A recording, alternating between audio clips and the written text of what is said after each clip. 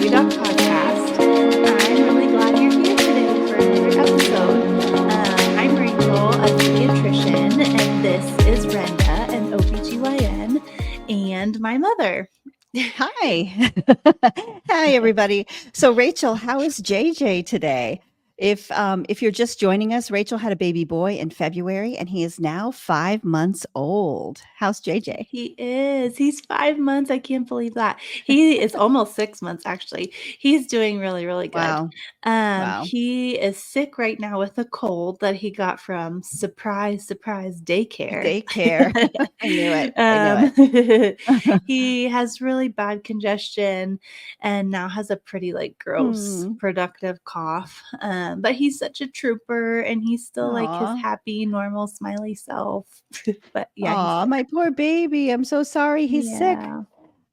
You sent me a video of him in the bathtub today, and he looked really happy. He was He laughing and is. playing. He's a Yeah. happy guy no matter what. Yeah, but having a cold, I think, is the worst because there really aren't a lot of medicines that help, especially not for babies, right? Yeah, I know, it's really no fun. We'll have to do an episode on cold symptoms in infants and what you can do to help them out. Yeah, that'd be great because I know every parent goes through that, and it would be really helpful information. Exactly, yeah. Okay, we can talk about that in a few weeks. Okay. So, Rachel, today's episode is all about poop, right? Like baby poop. Yeah. Nice. Yeah, thank goodness baby poop. Yeah, It's a little baby more poop. tolerable than adult poop. Yeah, you'd actually be surprised. I get so many questions weekly, if not daily, honestly, about baby poop. Parents will save their babies' diapers for me to see, Mm. send me pictures of their baby's poop. It's just never ending, the poop. Yeah, that's gross. I get pictures of things too. It's not generally baby poop, but we're not gonna Yeah. go there today on this No, I don't episode. wanna So know what you get pictures of. yeah, Thanks, you but don't no wanna know. thanks. So so tell us, Uh, I mean, why do parents get so worried about poop? It's just poop, right? yeah, I mean, I think parents tend to overthink everything, and, if you've been a parent, I know you know that, and poop is one of those things that people just tend to overthink, even if, some parents are people who track their own poop, and even if you're not a person who tracks their own poop, and worry about your own poop, you really fall into this trap of worrying about your baby's poop.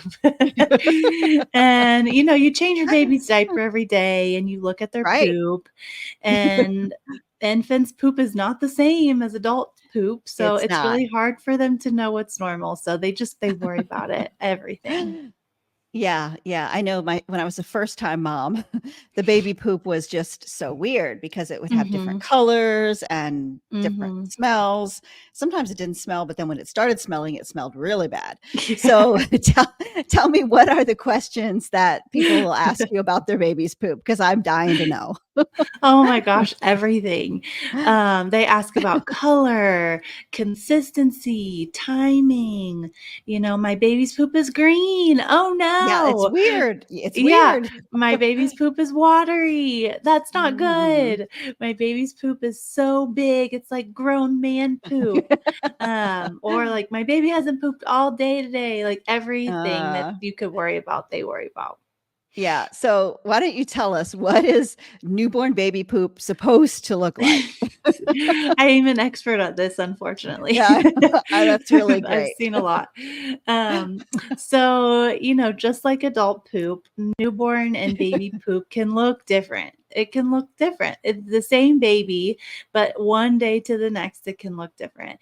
And, it can depend on what they eat, but also babies who, in the first 6 months of life, they're eating the same exact thing every day. Right, They're always right. eating breast milk or they're always eating formula. And even their poop can change, even without their diet changing. Hmm. So, first, let's talk about color, for example. Okay.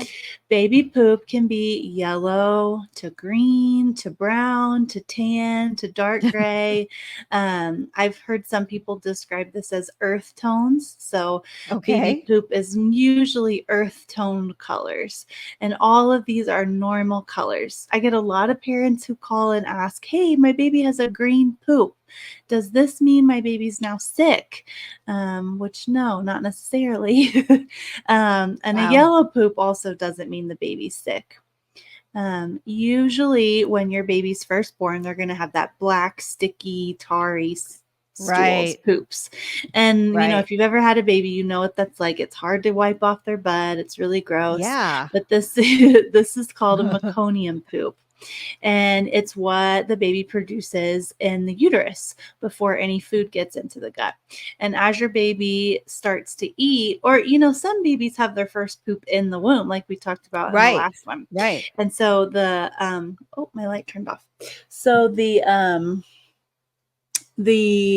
amniotic fluid when they're born can have meconium staining to it. Right. And, you guys would note that.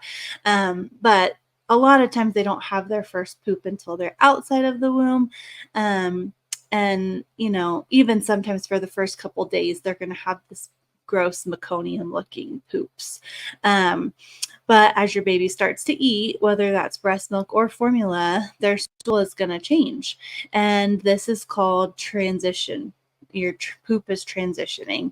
And it's what we look for to know that the baby's gut is working properly, that they're eating enough to kind Well, of that's really get interesting. So that that they're getting something that's coming through when exactly. the stool changes. That's Exactly. interesting. Yeah. Yeah. So Yeah. we really, that's one of the questions your pediatrician's going to ask you at that first appointment. Have the poops changed? Because that gives us a Hmm. good clue that they're eating enough to kind of poop enough to get their gut working.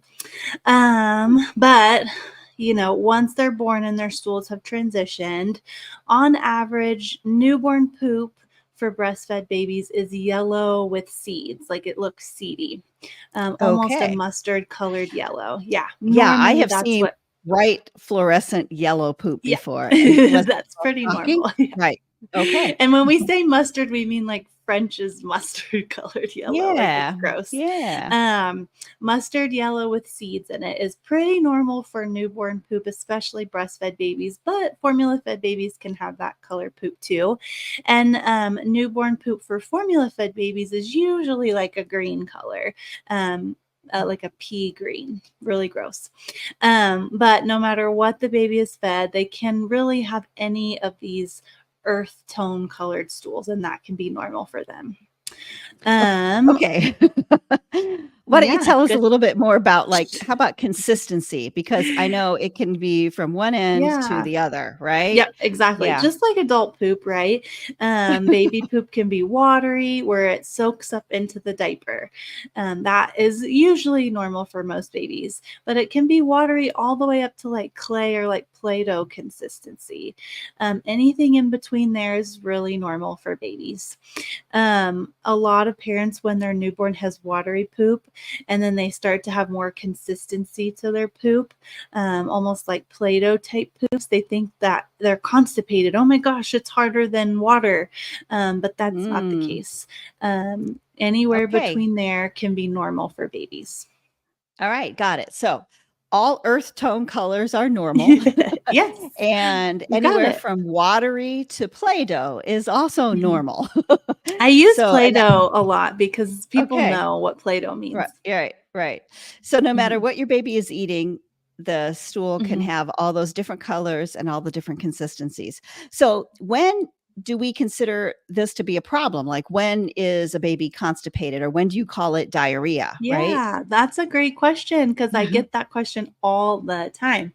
And, that's something that a lot of parents don't really know, they don't understand, and it causes a lot of anxiety. So we get Sure. calls all day, every day about this.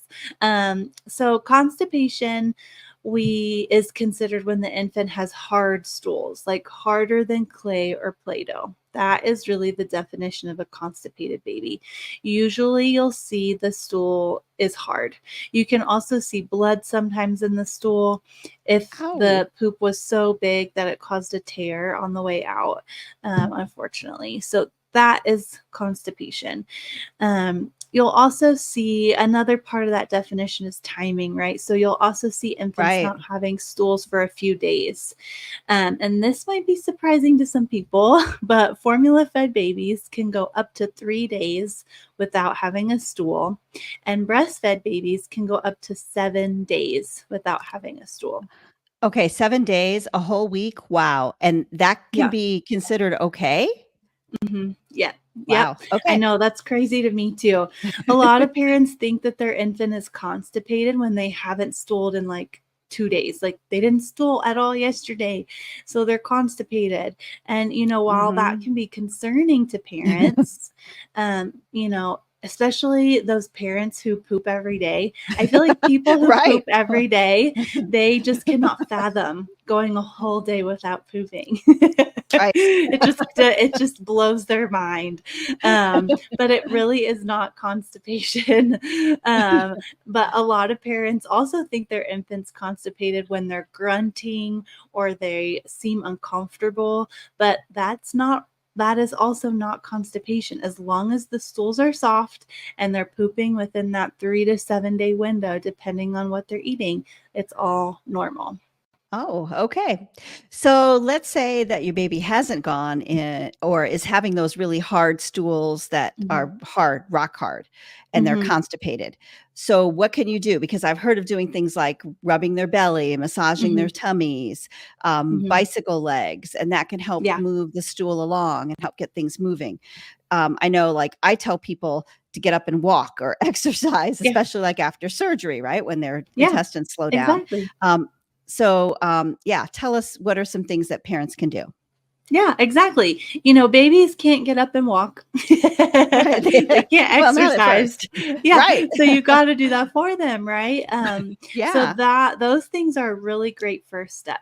So, tummy massages, I always say start on it doesn't really matter. Some people say start on the left, start on the right side, but start on one side and kind of move up and up around the top and down around the side. So you're making like a upside down U shape on their tummy. Just do little massages to kind of get that poop moving. And then, like we said, babies can't get up and walk, but you can make that motion for them. So, like, take their legs in your little hands and do little bicycle legs, like they're kind of going on a bicycle with their legs. That would also really help them. You could also take their legs and push them up towards their tummy, because being flat and laying down is not a good position to poop in. For anyone, it would be hard for you to even poop laying down, but you can make that motion like they're sitting with their little legs to kind of help them out a little bit. Those are all really great first steps. Do these things a few times a day. But if it's still not helping, the next step is going to be to reach out to your pediatrician or your child's provider, whoever that is. There are some other ways we can help. There are some over the counter things you can try, and even some prescription medications as well. But ultimately, your infant should really not be getting constipated, especially a newborn, should not be really getting constipated, especially if it's occurring over and over. Your provider will want to know and to evaluate them for some other issues that they could have. Right. I mean, I remember learning about some of the diseases that newborns can have, like the malrotation of the gut where the colon doesn't form Mhm. properly when they're in utero, and then they have trouble having bowel movements. Yeah. Yeah, exactly. Malroe and Hirschsprung's disease is another Right. disease where the colon doesn't form properly. And, those things can cause issues for babies to poop. Um, Right. Cow's milk protein allergy can also sometimes cause Mm. constipation in infants. These issues are really rare. Yeah. Yeah. They're just examples of why you should give your doctor a heads up if your baby's stool isn't normal, because there could be something underlying. It's rare, but there could be. So chat with your Right. Right. pediatrician about it. Right. So, what about diarrhea? You mentioned infant stool can be watery. So, how do you know if it's diarrhea, right? And they Yeah, go a that's a lot great often, question. right? Yeah, they Yeah. do. Yeah. Yeah. Yeah, diarrhea is a little harder to define. And people, if you ask different providers, they'll have different definitions. So Mm. some will say if your baby has a blowout where you have so much watery poop that it's coming out of their diaper through more than 3 times a day, that's diarrhea. Some Mm. people will say if their stools are more watery than their normal, then that's might be diarrhea. And then some will say if your infant has more stools than the number of feeds each day, then that's diarrhea. Because, normally newborns poop out after they eat every time. So if they're doing it Okay. more than just right after they eat, then that's diarrhea. They're all really good definitions. I usually use the one for if your infant has more than 3 blowouts in a day, that's diarrhea. Okay. And I think I chose that one because that's the definition that most daycares use. So they'll call you to Ah. say, come pick up your kid if they have 3 or more watery stools, especially at daycare. That's a little too much. They're going to be like, come Right. get them. They're sick. Right. Yeah. Yeah. So, Rachel, I know that like in adults, if a person has diarrhea, that we recommend taking medication, antidiarrheal medications like loperamide, or sometimes we give an antibiotic if we think it's infectious. What do you do for babies? Right. Yeah, we usually don't recommend any medications really. We don't recommend antidiarrheal medications. Specifically, the thought is that if the diarrhea is infectious and you have Hmm. diarrhea, um, as you have the diarrhea because your body's trying to get rid of Right. the infection, and we don't want to keep that inside. Um, Usually, diarrhea in babies is going to be in kids really is going to be infectious. But if it is an infectious diarrhea, we really want to find out why and treat the underlying cause of the diarrhea. We don't Yeah. just want to give a medication in kids to get rid of it. Um, for children with diarrhea, like I said, most of the time it's infectious and most of the time it's viral. But with either viral or bacterial diarrhea, most infants who have healthy immune systems can fight off that infection on their own, and it really just takes time. Um, the biggest thing you can do to treat supportively at home is to encourage fluid intake and monitor urine output to make sure they stay really well hydrated. Because the biggest issue with kids, especially babies having diarrhea, is that they Right. can't stay hydrated. Right. They get So dehydrated. yeah, you really want to make sure they're staying hydrated. And you can tell usually hydration status by urine output. You want to have at least 3 wet diapers in a 24-hour period. Any less than that, you need to go to the ER. Okay. Got it. So, keep the baby well hydrated. And it sounds like you should contact your doctor if your baby has ongoing constipation and if your baby has trouble staying hydrated while having loose stool or diarrhea.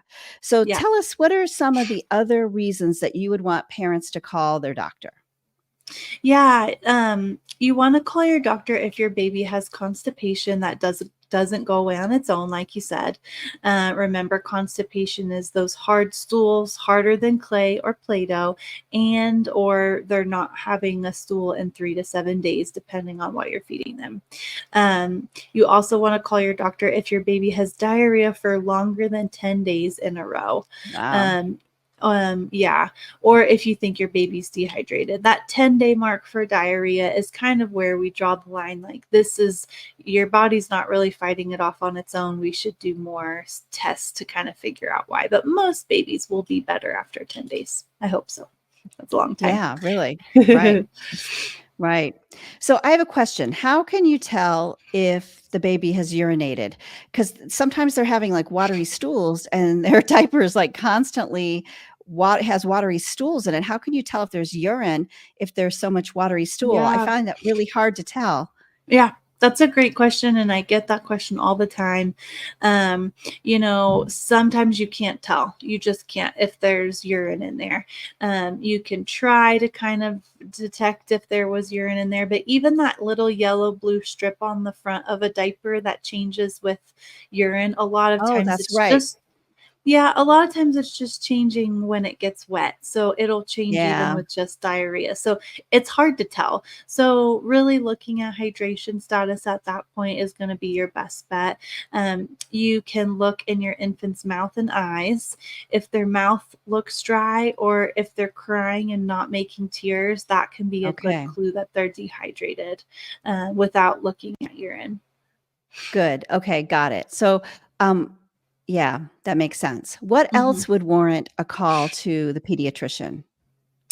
Yeah, so you also need to call your doctor if your child's stool is light gray or white, like colorless. Um, this can be a sign of issues with their liver or their gallbladder. So you definitely 100% want to reach out if you're seeing light gray or white. Dark gray is fine. Dark gray, you can see a lot of the times it's dark gray to greenish, like army green. But that light gray or white, you want to reach out to your pediatrician.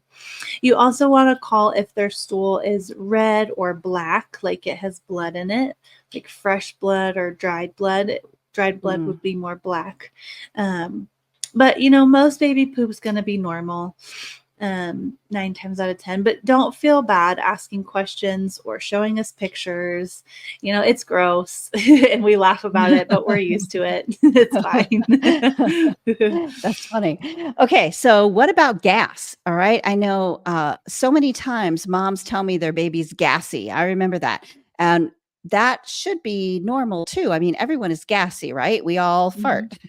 Yeah. But what can you do to help the baby who is uncomfortable, right? Yeah, a lot of babies have gas, a lot of babies, just like adults. And it can make them uncomfortable for sure. I mean, if you've ever had gas pain, it can be very painful and it can be especially hard on babies. Mhm. So, kind of like we talked about for constipation, those bicycle legs can be very helpful for gas. Also, like we talked about pushing their legs all the way up to their tummy, like their not their feet, but like their knees. Oh, They are pretty got it. flexible, so you could probably put their Yeah. feet up, but their knees, if you push their knees up to their tummy, that can help too. They have some things over the counter that you can grab, like gas drops. Um, they're really and probiotics. They have gripe water too. All three of those things, there's not really great studies on them, on gas drops or probiotics or gripe water, that say that they work really well and you should use them. But Mm, that being said, I have a lot of parents who have used all three um, and swear by them. Like I have a couple families who the mom loves probiotics. They're the best things ever and they that's just work great. so great. Yeah, and that's great for them. I have some parents who swear by the gas drops. It just is a miracle. And so that's wonderful. So I always tell parents, there's not really great studies that they work, but try them. Who knows? I think it's worth a shot. They're not harmful. I actually Good. tried gas drops with my son when he was first born. I don't think they help that much. I think Too we were bad. using them when you were here. Yeah. Yeah. Um, but like I said, you're welcome to try them and see. Use the dose that's recommended on the back of the box. Usually for gas drops, I think it's zero point 0.3 milliliters, but um, yeah, so you can try. Another thing that I want to mention is I get a lot of questions from newborn parents that their newborn has tummy pain, seems uncomfortable, or struggles to poop. Yeah. Um, a lot of parents say that their newborn is constipated because they strain when they have a poop. But Mm. then the poops come out watery, so they don't really know what's going on.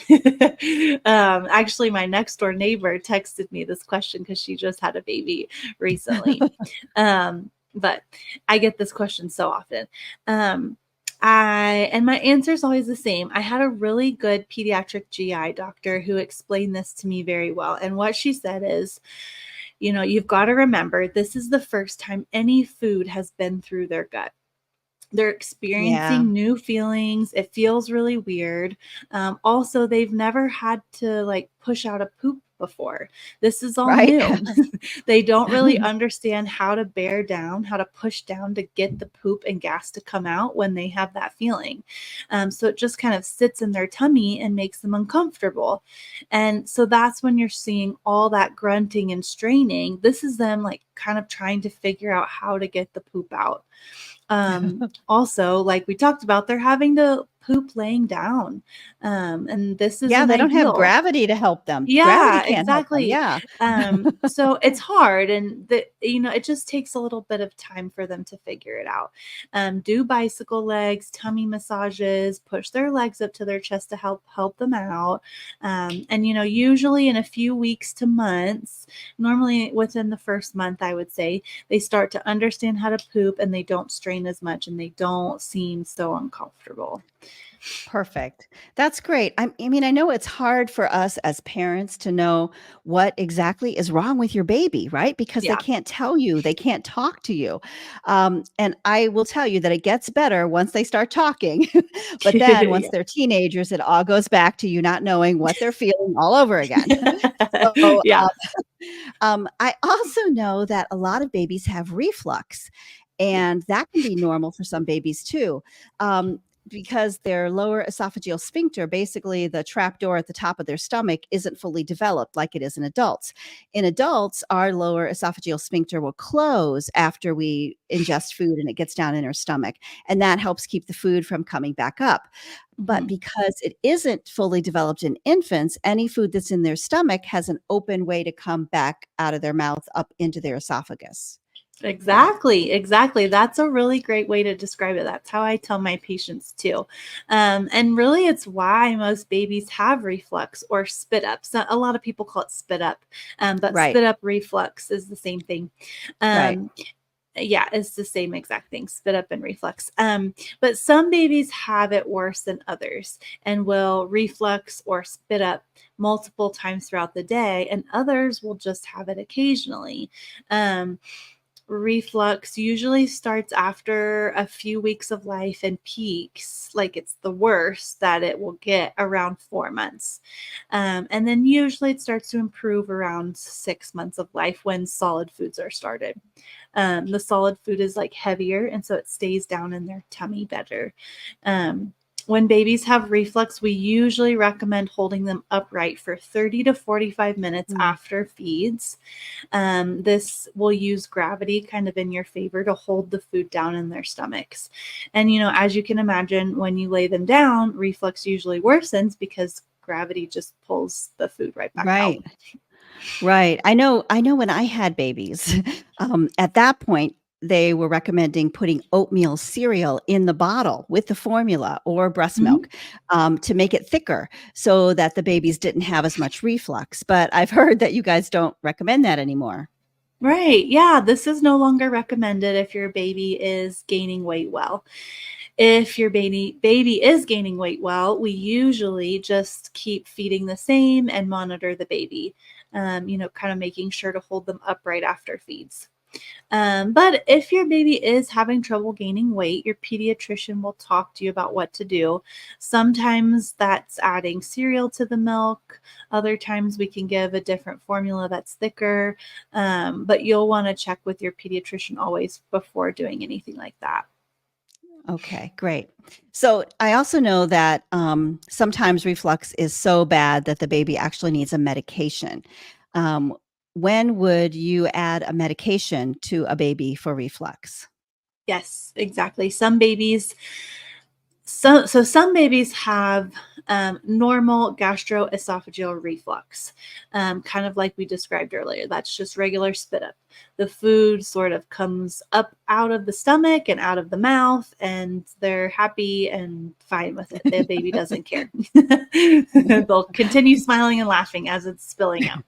Yeah. Um, and sometimes the reflux can have acid in the stomach, unfortunately, as well. Oh, We call this gastroesophageal reflux disease. And, in adults, we call it GERD. That's the same thing, GERD, gastroesophageal reflux disease. In babies, we don't call it with that unless it actually is causing issues. So if there's acid coming up out of the stomach with the food and it's causing pain because the acid is painful as it comes up, it's called GERD. Yeah. And that's when we would start a medication. But if you've ever, it's heartburn, it's the same thing. GERD, heartburn, same thing. If you've ever had heartburn, you know how uncomfortable this is. And so Yeah. this is what's Yeah. going on for the babies. And that's when we Okay. start a medication. So I have had heartburn and it is absolutely no fun. And I know a Yep. lot of pregnant women get heartburn when they're pregnant Mhm. too, kind of a similar thing. The big Yeah. baby in their stomach is pushing up on in their abdomen is pushing up on their stomach, causing the acid to reflux. But Yeah. how would a parent know if the baby has acid reflux that's causing pain, right? The baby can't Yeah. say this hurts.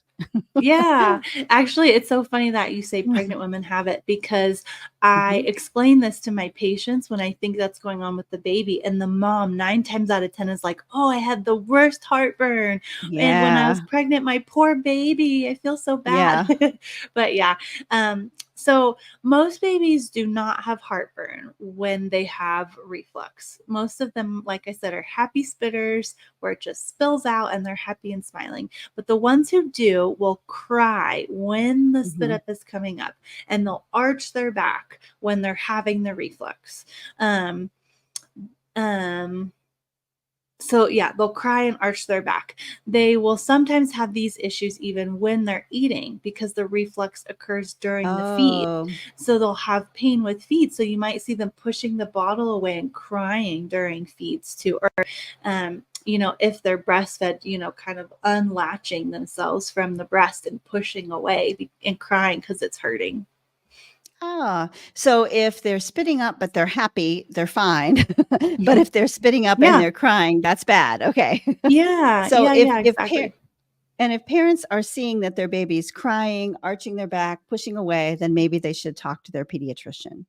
Exactly. Yeah. I mean, anytime a baby's like crying, just chat with your pediatrician. But um, if you explain all of the symptoms that your baby's having and your pediatrician feels like it might be GERD or heartburn, this is the point where your pediatrician would recommend that prescription medication. We usually use Pepcid or famotidine for this in infants. It's a relatively safe medication, and most babies tolerate it very well. I even had a patient who gave her baby 10 times the amount on accident that she was supposed to give. And she called poison control and they were like, oh, it's really a safe medication. It's fine. So, Wow. all that to Okay. say, it's a very safe medication. But in But babies don't with give your baby heartburn, 10 times the amount. Give no, them but strict please don't. dose. Yeah, of course, don't do that. But I'm just telling you, it's a safe medication. Okay. But in babies with heartburn, it decreases the acid in the stomach, so there's not as much acid in the reflux when it comes up to cause pain.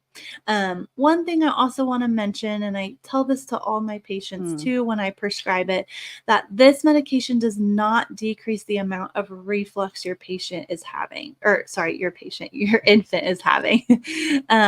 Your baby's still going to reflux or spit up the same amount, but it should or could possibly help with the pain if the pain is from right. acid in the Right, because there's reflux. less acid. Got it. Hmm.